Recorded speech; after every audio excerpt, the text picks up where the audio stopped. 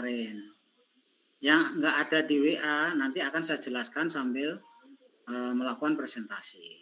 Bisa dimengerti? Bisa. Baik, Pak. Ya. Nah, yang harus disiapkan minggu depan mulai presentasi ya. Hari Rabu pagi jam 7 atau jam sesiapnya lah. Itu gempa. Yang kelompok 1 melakukan presentasi tugas gempa. Kemudian Rabu pagi jam 7 ya, atau jam sesiapnya. Rabu pagi jam 7 gempa. Rabu siang adalah TKJJ, grup 1, kelompok 1. Ya.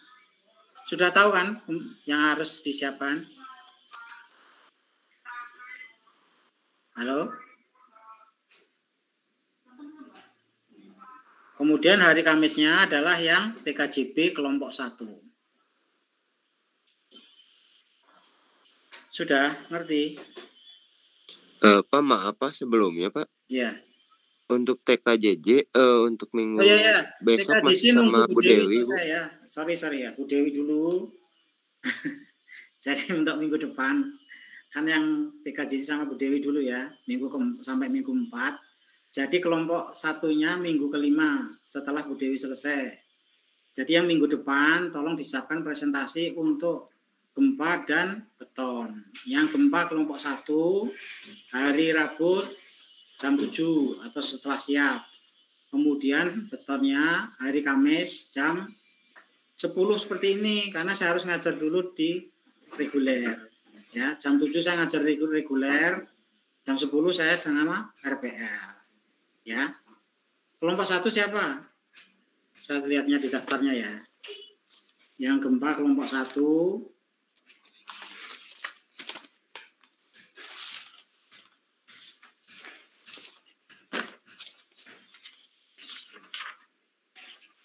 kelompok 1 ya. Tugasnya sudah saya berikan seperti contoh 21. Kelompoknya terdiri dari Ainaya Sajida dan Cindy Mutiara Bella. Jadi kan nanti presentasinya hari Rabu jam 7. Sebelum hari Rabu jam 7, hari Selasanya kamu kirimkan filenya ke saya. Ya. Nanti hari Rabu kamu menggunakan Gmeet ini untuk mempresentasikan apa yang jadi tugas untuk kelompok 1. Ngerti nggak Ainaya sama Cindy? Ngerti, Pak. Ngerti ya? Lah kamu udah ngerjakan belum? Pasti ada kesulitan, tadi banyak yang nanya yang kelas reguler. Kamu harus siap, nanti teman-temanmu pada nanya. Saya sendiri juga akan bertanya ke kamu. Jadi kamu harus siap mempresentasikan tugas yang kamu kerjakan. Tugasnya seperti contoh 21. Ya. Hari Rabu jam 7. Hari Selasa kamu kirimkan kerjaan kamu ke saya supaya saya bisa mengkoreksi apa yang salah, apa yang perlu ditambahkan kepada tugas kamu, ya. Ngerti Cindy sama Ainaya? Ngerti, Pak. Ya. Ngerti, Pak. Kalau nggak ngerti hubungi saya lewat WA, atau kalau ingin tatap muka temui saya di lab baja ya, depan Pak Rapin. Saya nongkrongnya di sana, depan Pak Rapin. Ya, kalau kamu sulit dengan WA atau sulit dengan itu, ke sana kerjakan. Karena ini sangat penting ya, karena 50% nilai dari presentasi sama wawancara nanti. Ngerti? Iya, Pak, ngerti, Pak. Ya. Itu yang Rabu pagi ya. Kemudian hari Kamisnya, Rabu siang kan nggak ada kuliah karena masih Bu Dewi ya. Hari Kamisnya yang kelompok 1, metode konstruksi balok dan plat datar. Yang akan mempresentasikan adalah Sahresa Apriansah, Itsna Anisah Elviani, dan Muhammad Arsi Aufar. 3 orang ya. Kamu siapkan, kalau yang ini kebetulan masih gampang, mungkin nggak perlu konsultasi dengan saya, tapi misalnya perlu ya hubungi saya, atau kalau mau tatap muka langsung dengan saya di lab baja, saya tunggu di sana ya. Kamu harus sesiap-siapnya karena 50% nilai dari presentasi sama wawancara ini. Ngerti? Sahresa, Itsna, dan Muhammad Arsi. Ngerti? Ngerti, Pak. Mengerti, Pak. Ya, alhamdulillah. Jadi minggu depan ada 2 kelompok yang presentasi ya. Rebu pagi gempa, kelompok 1. Kamis jam 10 beton, kelompok 1 juga. Ngerti ya? Iya, Pak. Ya, siap. Oke, sekarang kita bahas yang materi hari ini, bagian 1 jembatan beton dan metode konstruksinya.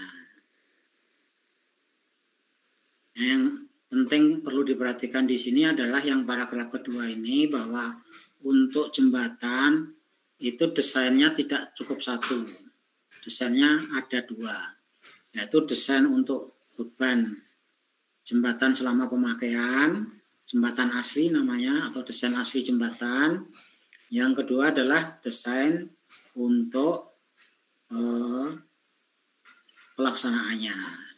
Jadi untuk jembatan mungkin hanya jembatan ada 2 jenis desain. Desain asli jembatannya sama desain untuk konstruksinya. Beda dengan gedung. Kalau gedung kamu desainnya cuma sekali aja. Untuk pelaksanaannya nggak perlu perencanaan. Beda dengan jembatan ya. Ini yang di paragraf kedua ini mungkin bisa dipahami, supaya bisa dipahami paragraf kedua ini ya. Oke, selanjutnya paragraf 3 dan paragraf 4 bisa dibaca nggak? Baca sendiri-sendiri. Apa? Ya, ada pertanyaan barangkali.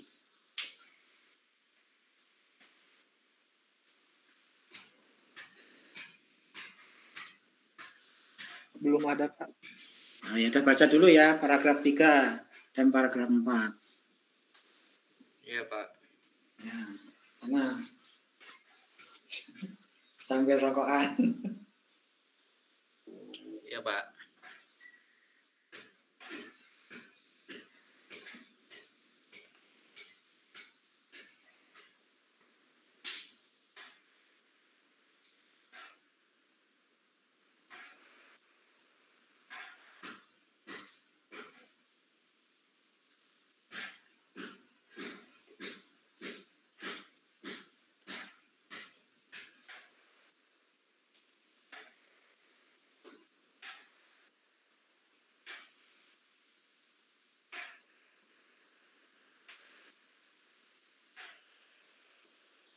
Ya udah bacanya.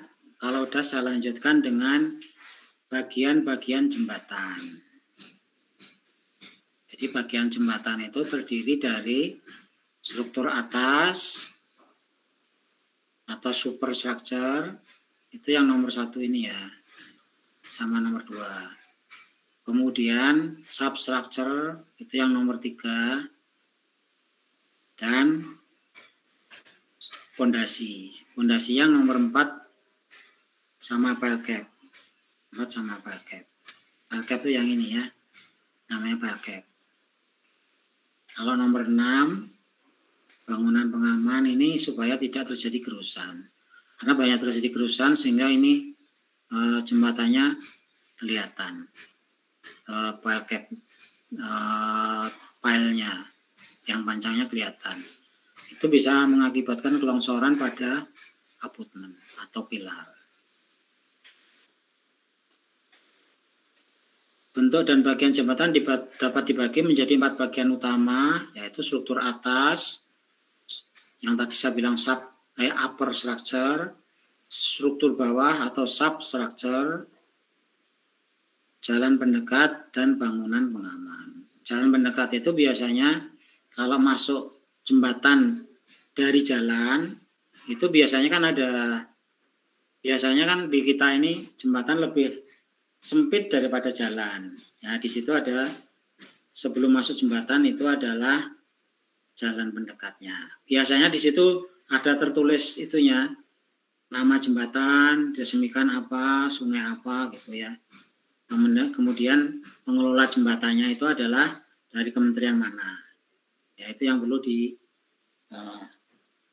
biasanya berbentuk itu ya, bangunan dari bata berupa buk atau dinding yang rendah itu ya. Itu ada papannya. Nama jembatan, dibuat tahun berapa, pengelolanya siapa, terus sungai apa ya. Biasanya di situ. Oke, sekarang kita lanjutkan dengan struktur atas jembatan. Struktur atas jembatan adalah bagian jembatan yang menerima beban langsung baik dari lalu lintas kendaraan, beban pejalan kaki, dan bahkan beban mati untuk selanjutnya disalurkan ke struktur bawah jembatan.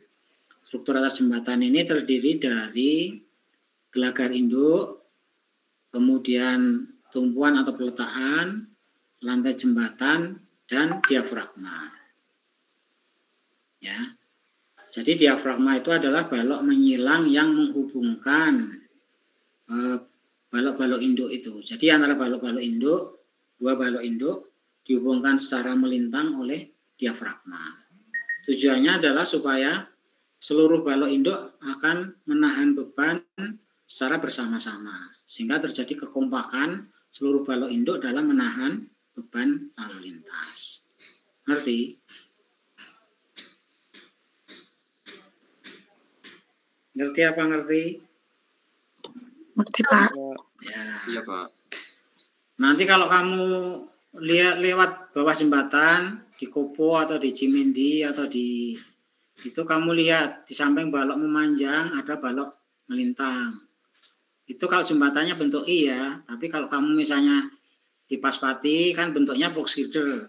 Balok melintangnya di dalam box itu, nggak kelihatan. Jadi yang di bawah kan hanya bentuk boxnya saja. Diafragmanya nggak kelihatan. Ya, untuk balok-balok yang seperti Cimindi atau Kiara Condong itu kelihatan diafragmanya. Ngerti ya?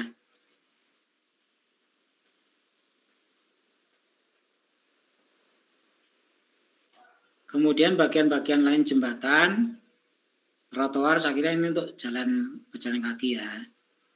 Kemudian ada slab lantai kendaraan, biasanya di atas girder itu ada slabnya. Dan antara slab dengan diafragma tidak berhubungan. Itu sengaja dibuat demikian karena supaya benar-benar yang menahan gaya lateral dari beban truk itu adalah diafragmanya. Karena kalau slabnya ikut menahan, nanti slabnya yang nggak kuat. Jadi antara pelat lantai kendaraan dengan diafragma itu umumnya tidak dihubungkan. Karena asumsinya adalah supaya kalau terjadi deformasi pada main girder, itu yang nahan adalah diafragmanya dan bukan platnya ya. Jadi platnya tidak kuat menahan beban kendaraan. Slab atau lantai kendaraan berfungsi sebagai lewatan atau penahan beban kendaraan ketika lalu lintas sedang berjalan ya. Jadi dari roda kendaraan, apakah truk, katakanlah mobil pribadi, sepeda motor dan sebagainya, itu yang menerima beban langsung adalah plat lantainya. Kemudian dari plat lantai diteruskan ke balok utamanya, dari balok diteruskan ke pilar atau abutmen, kemudian diteruskan ke fondasi. Diafragma hanya membuat balok utamanya saling berhubungan sehingga kompak dalam menahan beban lalu lintas. Bisa dimengerti? Bisa, Pak. Bisa, Pak. Alhamdulillah. Ini gelagar terdiri atas gelagar induk dan gelagar melintang. Gelagar melintang yang tadi saya bilang sebagai diafragma ya.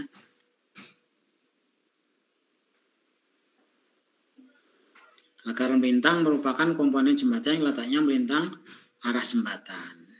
Dia menghubungkan balok-balok induk sehingga dalam menahan beban itu akan kompak. Ini balok diafragma. Kalau ikatan angin ini pada jembatan-jembatan baja.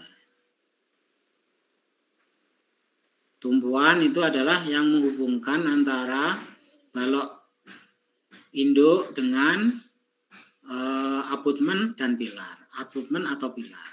Jadi kan kalau kita belajar di sekolah kan ada statika ya. Statika. Seperti kemarin beton praktikum kan ada statikanya adalah struktur sederhana dengan tumpuan sendi dan roll.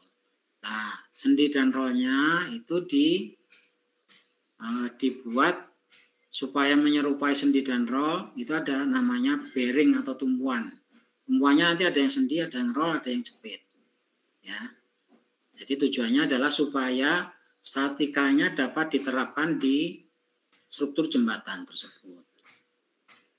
Bisa dimengerti? Dimengerti, Pak. Ya. Bisa. Sekarang struktur bawah jembatan atau substructure. Fungsi utama struktur bawah jembatan adalah memikul beban pada struktur atas dan juga beban pada struktur bawah itu sendiri untuk disalurkan ke fondasi. Yang selanjutnya beban-beban tersebut oleh fondasi disalurkan ke tanah. Ya, tanahnya kan dibuat supaya bisa mendukung struktur di atasnya. Saya lanjutkan dengan pangkal jembatan atau abutment. Abutment merupakan bangunan yang berfungsi untuk mendukung bangunan atas dan juga sebagai dinding penahan tanah. Bagian-bagian abutment terdiri dari dinding belakang atau back wall,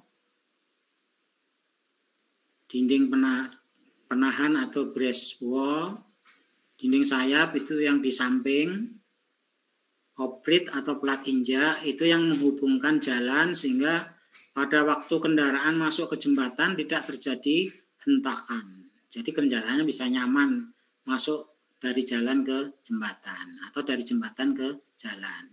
Supaya nyaman, tidak ada pecutan atau hentakan, itu perlu diberi plat injak atau oprit. Konsol pendek untuk jacking korbel. Ini ya di jembatan tertentu, kemudian bearing. Itu bagian-bagian dari abutment atau pangkal jembatan. Bagian-bagian dari pilar, ada kepala pilar atau pilhead, kemudian pilar yang berupa dinding, kolom, dan portal, kemudian konsol untuk jacking atau korbel, dan bearing serta pile cap. Pile cap adalah yang menyatukan seluruh fondasi, sehingga seluruh fondasi itu nanti secara bersama-sama akan menahan beban dari pilar jembatan. Bisa dimengerti? Bisa, Pak. Ya, kalau sekarang kan drainase. Fungsi drainase adalah untuk mengalirkan air hujan secepat mungkin keluar dari jembatan, sehingga tidak terjadi genangan air di dalam waktu yang lama. Akibat terjadinya genangan air, maka akan mempercepat kerusakan struktur dan jembatan itu sendiri. Saluran drainase ditempatkan pada tepi kanan dan kiri dari badan jalan, ya. Jadi antara trotoar dengan badan jalan itu selalu ada lubang kan. Kamu perhatikan kalau kamu jalan di jembatan, kamu jalan di trotoarnya, di samping trotoar itu selalu ada lubang-lubang kira-kira diameternya 10 atau 12 cm ke bawah ya. Ke bawah itu adalah untuk mengalirkan air dari badan jalan yang perkerasan dari aspal atau dari beton itu, dari aspal itu turun ke bawah situ ya, supaya aspalnya tidak rusak. Aspal itu gampang sekali rusak oleh air. Bisa dimengerti ya? Bisa, Pak. Bisa, Pak. Fondasi. Fondasi berfungsi untuk meneruskan beban-beban di atasnya ke tanah dasar. Pada perencanaan fondasi harus terlebih dahulu melihat kondisi tanahnya. Dari kondisi tanah itu dapat ditentukan jenis fondasi yang akan dipakai. Pembebanan pada fondasi terdiri atas pembebanan vertikal maupun lateral, di mana fondasi harus mampu menahan beban luar di atasnya maupun yang bekerja pada arah lateralnya. Jadi fondasi itu harus mampu menahan beban lateral, yaitu terutama beban vertikal ya, beban vertikal akibat dari reaksi perletaan dari struktur atas atau main girder itu. Jadi balok itu kan nanti di tumpuannya, di bearingnya kan ada reaksi ke bawah ya. Reaksi ke bawah itu nanti dikumpulkan seluruh bearing sepanjang sisi abutmen itu untuk diteruskan ke pondasi. Pondasi nanti diteruskan ke tanah. Ya, kan udah belajar pondasi juga ya. RKP, mata kuliah rekayasa pondasi, kan kamu belajar bagaimana membuat pondasi supaya bisa menahan struktur di atasnya.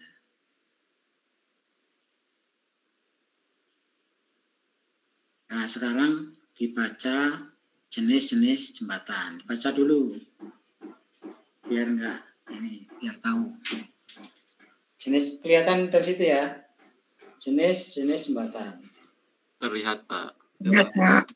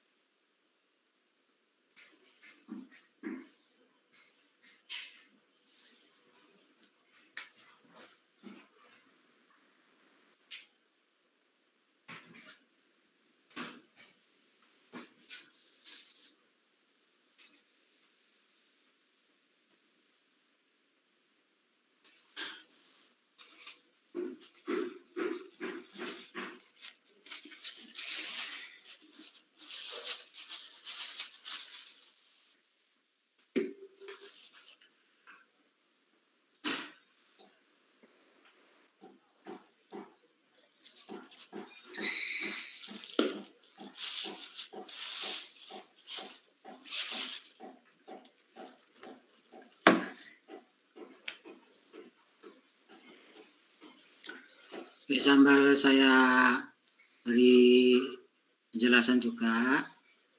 Jenis jembatan. Pengertian jembatan secara umum adalah suatu konstruksi yang berfungsi untuk menghubungkan dua bagian jalan yang terputus. Jadi jalan dan jembatan itu adalah suatu kesatuan yang saling menghubungkan ya. Jadi kalau ada jalan nggak ada jembatannya ya jalannya nggak berfungsi. Sebaliknya ada jembatan, kalau nggak ada jalan juga lintas tidak bisa lewat. Jadi dua-duanya saling membutuhkan dan saling merupakan kesatuan yang sama-sama berfungsi transfer lalu lintas. Berdasarkan fungsinya, jembatan dapat dibedakan jembatan jalan raya, kereta api, dan pejalan kaki. Umumnya kalau yang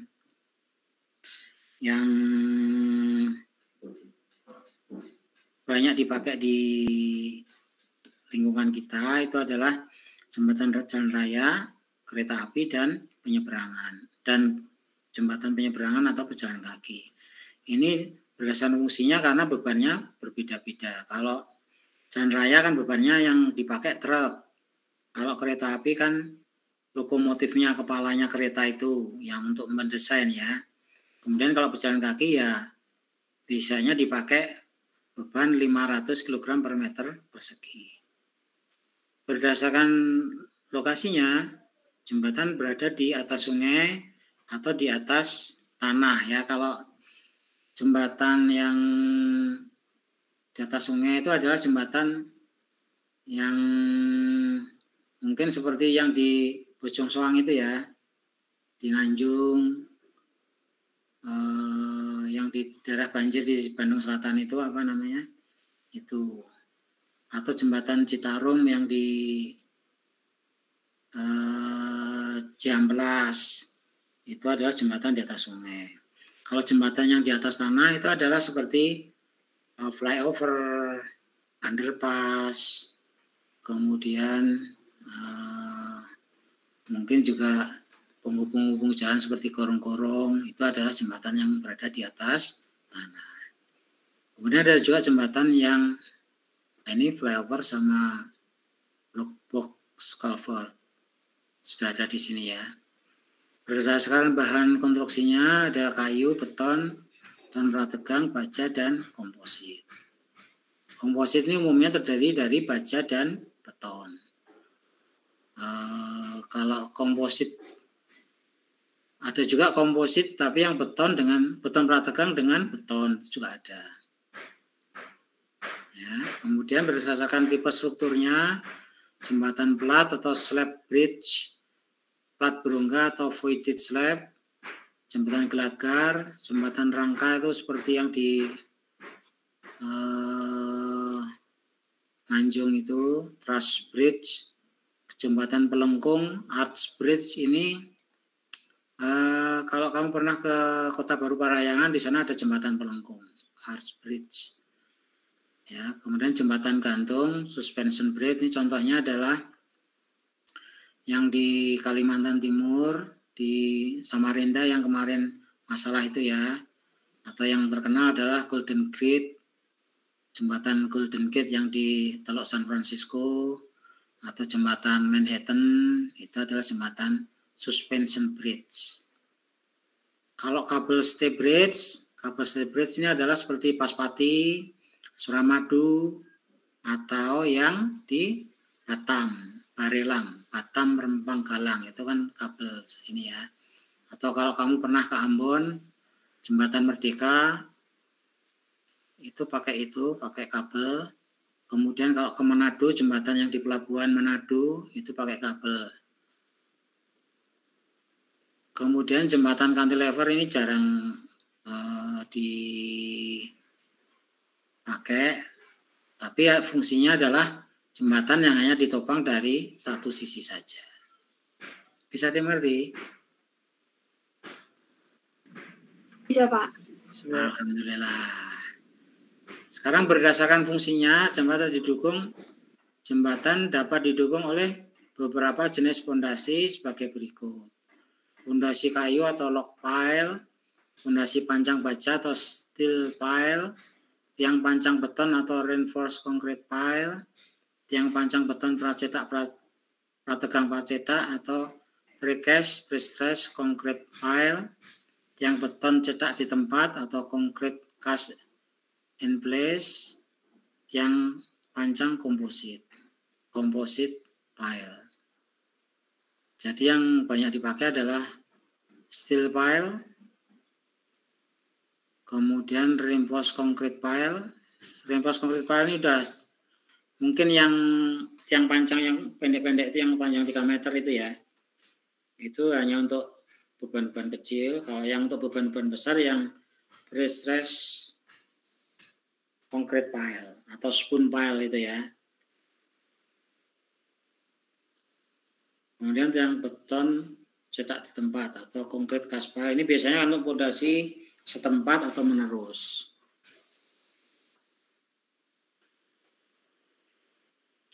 Oke, saya lanjutkan dengan perencanaan jembatan. Perencanaan jembatan itu biasanya dilakukan bersamaan dengan perencanaan jalan. Kalau misalnya yang saya tahu, yang saya pernah ikuti, misalnya pada saat membuat jalan tol dari Jogja ke Solo, itu perencanaannya pertama adalah visibility study dulu. Pada saat visibility study dilakukan survei tata guna lahan, lalu lintas, topografi, dan hidrologi. Survei yang pertama dilakukan untuk misalnya membuat jalan tol, yang saya pernah ikuti di jalan tol Jogja Solo misalnya, itu adalah menentukan koridor dari jalan tol itu. Dalam survei tahap awal itu yang ditetapkan adalah 200 meter di kanan kiri dari as jalan. Jadi misalnya as jalan dari Jogja Solo sudah ditetapkan, jalan tolnya sudah ditetapkan, maka 200 meter itu dilakukan foto udara. Foto udara untuk mengetahui apakah di situ di koridor 200 meter itu banyak bangunan-bangunan yang tidak boleh ditempati jalan. Misalnya kalau di jalan tol Jogja Solo itu banyak bangunan-bangunan sejarah, candi-candi dan sebagainya, peninggalan-peninggalan sejarah yang tidak boleh dilewati jalan tol. Kemudian rumah-rumah yang terlalu padat kan mungkin nanti pembebasannya sangat sulit ya. Jadi di situ adalah dilakukan survei dengan foto udara. Survei tata guna lahan, termasuk dari apakah tanahnya dipakai untuk sawah atau untuk pabrik, untuk apa, itu di survei pertama itu yang dilakukan. Survei lalu lintas biasanya ini untuk menentukan apakah jalan yang akan dibangun itu nanti banyak penggunanya. Jadi yang dilakukan adalah lalu lintas harian rata-rata ya, atau LHR. Jadi umumnya kalau investor ingin membangun jalan itu, dia ingin lihat dulu LHR-nya. Karena nanti dia supaya uangnya kembali kan harus lihat nih tanahnya, kalau jalan saya nanti ada yang pakai atau enggak. Kalau jalannya banyak yang pakai, dia mau membangunnya. Kalau enggak ya mungkin dia ragu-ragu atau memastikan bahwa LHR-nya memenuhi yang dibutuhkan. Survei topografi biasanya dilakukan untuk kalau sudah agak detail. Jadi setelah survei FS, visibility study, dilakukan survei yang lebih detail untuk membangun atau untuk membuat detail engineering design, DED, detail engineering design. Di situ didetailkan jembatannya elevasinya berapa, jalannya elevasinya berapa, dan seterusnya sampai mendetail sehingga bisa dilaksanakan. Survei hidrologi adalah survei menentukan curah hujan yang akan dilewati oleh jalan atau jembatan. Kalau di jembatan nanti digunakan untuk berapa meter freeboard yang dibutuhkan sehingga kalau terjadi banjir itu tidak mengenai badan jembatan. Ya, jadi jangan sampai banjirnya merusak badan jembatan. Ya, jadi kalau ada jembatan-jembatannya kena banjir itu mungkin surveinya yang gagal atau desainnya yang gagal atau bisa juga pelaksanaannya yang kurang memadai. Kemudian survei yang terakhir adalah survei bahan dan tenaga kerja setempat. Jadi kalau udah mau konstruksi, biasanya dicari material-material untuk betonnya, quarry-nya dari mana untuk membuat betonnya. Kan perkerasannya umumnya dari beton ya sekarang. Cuma kalau kamu bikin jembatan sih abutmennya aja yang dari beton. Kalau balok-baloknya biasanya udah dari pabrik. Kalau jembatan yang standar ya, standar Wika atau standar yang lain. Oke, kemudian analis data ini bisa dibaca sendiri. Pemilihan lokasi jembatan ya. Jadi kalau sudah survei trase jalan, yang tadi yang kanan kiri 200 meter tadi, baru ditentukan lokasi pemilihan jalan. Nanti biasanya semua engineer-nya terutama highway sama struktur ini berjalan menyusuri jalan itu dan membuat desain-desain awal untuk bentuk jembatannya seperti apa. Apakah di antara jembatan itu ada pilarnya, perlu pilar berapa, abutmennya gimana, termasuk elevasi-elevasinya ya. Sehingga nanti bisa ditentukan lokasi jembatan dan tentu saja supaya ini sejalan dengan jalan yang akan didesain. Bahan konstruksi jembatan ini dibaca aja. Bahannya yang utama adalah biaya konstruksi. Dalam memilih jenis bahan konstruksi jembatan secara keseluruhan harus mempertimbangkan hal-hal biaya konstruksi, biaya perawatan, ketersediaan material, fleksibilitas, kemudahan pelaksanaan, dan kemudahan mobilisasi peralatan. Mungkin yang perlu diperhatikan di sini. Ini ada jenis bahan jembatan, jenis strukturnya, dan bentang maksimum. Jadi kalau untuk beton pakai E-girder, misalnya itu bisa sampai bentang 25 meter. Beton prategang itu pakai PCI girder itu bisa sampai 50. Kalau balok I ya, itu sampai 35 bahkan 45, 50, 60 juga masih bisa. Kalau pakai di atas itu, di atas 50 atau 60 meter, pakai box girder. Seperti Paspati itu bentangnya di atas 100, jadi pakainya box girder. Kemudian untuk struktur baja, itu bentangnya untuk yang jembatan seperti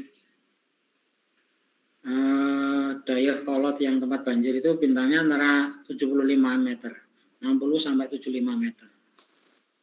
Mungkin yang kalau kamu perhatikan yang paling besar sekarang itu untuk truss bridge itu adalah yang kereta cepat yang menyeberang di jalan tol Padalenyi ya, yang di Padalarang itu bentangnya tinggi, itu bentangnya sampai hampir 80-90 meter, yang terbesar itu untuk di lokasi kita ya, di daerah kita. Saya lanjutkan dengan perencanaan struktur jembatan. Dan struktur jembatan yang di ekonomis dan secara teknis ditinjau dari segi keamanan serta rencana penggunaannya, merupakan suatu hal yang sangat penting untuk diupayakan. Dalam perencanaan teknis jembatan perlu dilakukan identifikasi yang menyangkut beberapa hal, antara lain kondisi tata guna lahan, kelas jembatan, struktur tanah, pemilihan jenis struktur, penguasaan teknologi, dan analisa struktur. Nah, ini adalah perencanaan-perencanaan untuk jembatan. Jenis-jenis metode konstruksi jembatan. Ya, ini yang penting untuk mata kuliah ini ya. Mata kuliah ini kan mengenai metode konstruksi jembatan, teknologi konstruksi jembatan, baik yang jembatan beton maupun jembatan baja. Ini teknologi konstruksinya ada yang Movable Scaffolding System atau MSS, kemudian ada ILM, Incremental Launching Method. Ini dilakukan di jalan tol, kalau kamu pernah ke Jakarta, di Tanah Abang, Kampung Melayu, itu pakai ILM. Kemudian balance cantilever dengan form traveler. Ini kalau kamu pernah di Bandung belum ada, yang ada di Jakarta yang proyek LRT itu, kereta ringan yang menghubungkan dari Bogor, Bekasi ke pusat kota Jakarta. Ini yang menghubungkan dari Jalan MT Haryono ke belok ke Jalan Rasuna Said ya. Itu bentangnya hampir 100-an lebih meter. Itu menggunakan balance cantilever dengan form traveler. Artinya di situ dicor di atas sana, di atas itu kan jalannya di atas ya. Di atas, kemudian sambil dicor, sambil maju dari pilar ke pilar. Couple stay dengan form traveler ini nanti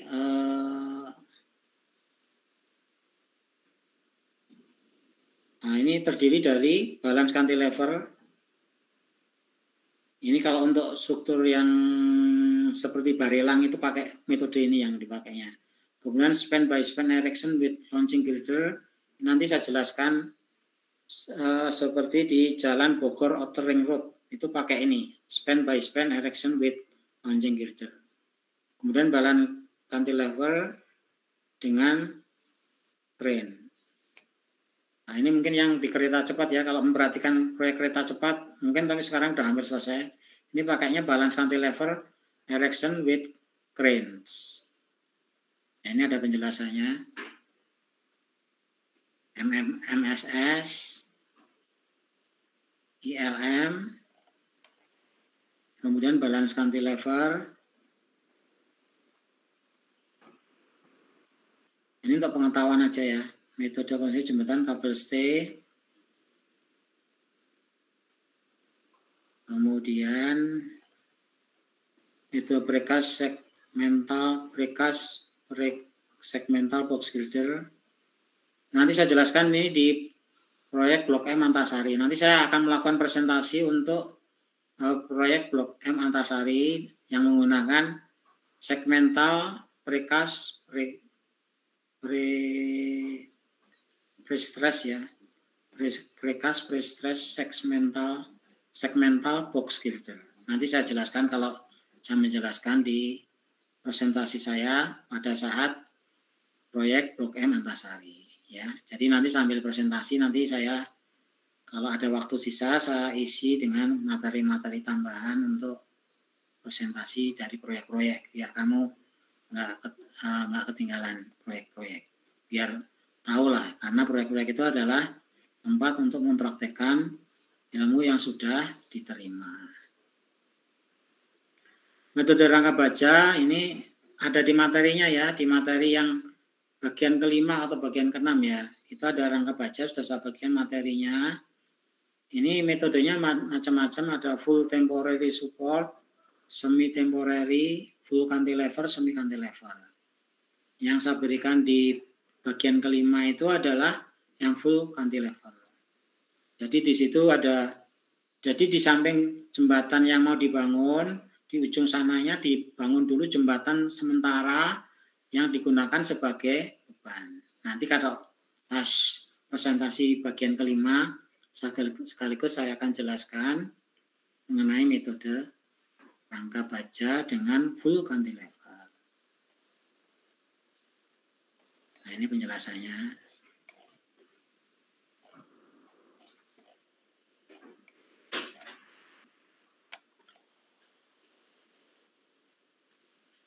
Kira-kira itu. Terus ini saran dalam melaksanakan pekerjaan jembatan dengan metode yang sudah ditetapkan, disarankan hal sebagai berikut. Setiap pembangunan jembatan harus menggunakan metode pelaksanaan yang tepat dan sesuai dengan standar yang berlaku.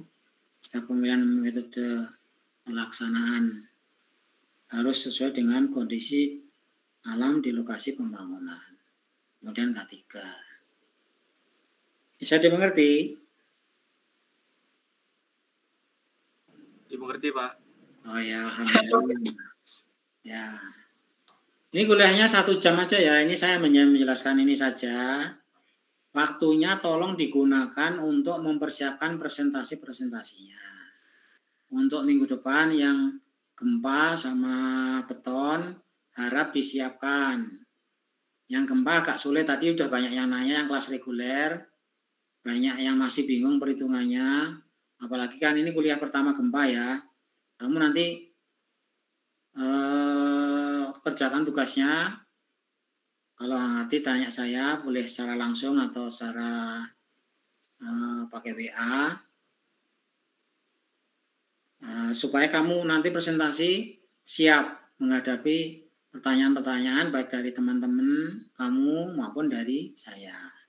Ya. Nah, ini nilai dari itunya cukup besar, 50% adalah dari presentasi sama tanya jawab wawancara itu. Ya. Jadi kamu siapkan untuk minggu depan kelompok 1 gempa sama kelompok 1 beton TKJB itu disiapkan. TKJB-nya mungkin masih mudah, tapi gempanya tadi sudah banyak yang bertanya karena mungkin hitungannya masih sudah agak ini ya, sudah agak sulit. Jadi yang gempa harus disiapkan dengan matang. Nah, sekarang saya ingin mengakhiri sharingnya ya. Stop sharing ini berarti ya. Iya, Pak. Yang tulisan itu diklik saja, Pak. Oke.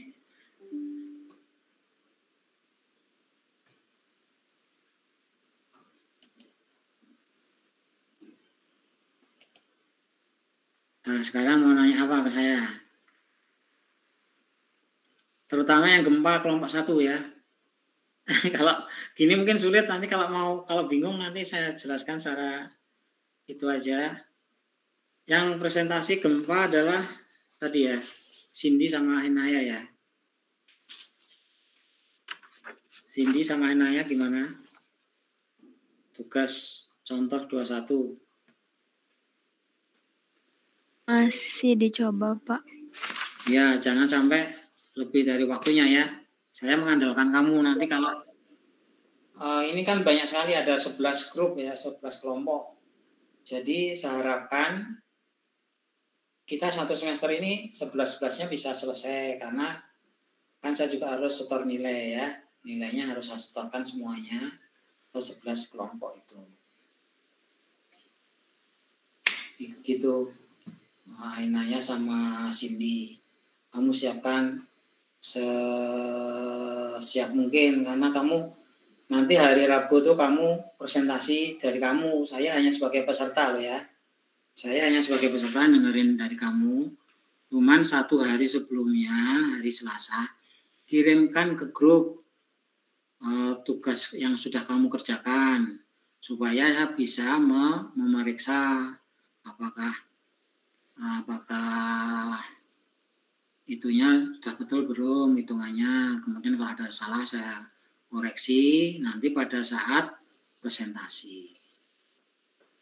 Ngerti? Cindy sama Inaya.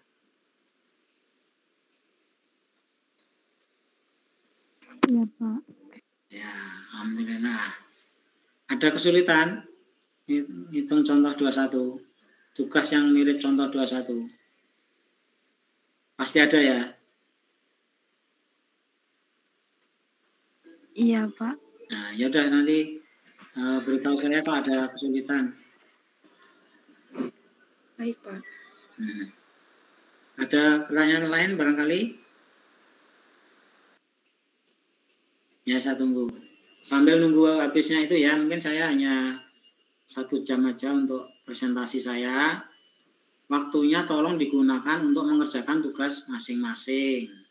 Yang paling penting adalah yang akan melakukan presentasi minggu depan. Tugasnya harus selesai, harus dibagikan di grup, supaya bisa diperiksa benar salahnya, dan barangkali ada pertanyaan dari teman-temannya. Ngerti ya? Ngerti, Pak. Siap, Pak. Nah, Ngerti, Pak. ya, alhamdulillah. Udah aja atau ada pertanyaan lain?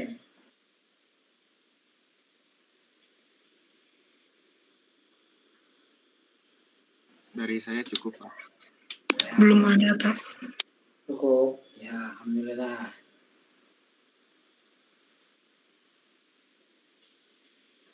Ya sudah. Kalau memang sudah cukup, itu ya, kita cukupkan sekian pertemuan lewat Gmeet ini ya. Terima kasih, saya sudah diajari untuk programnya. Iya, Pak. Nah, terima kasih sudah diajari programnya.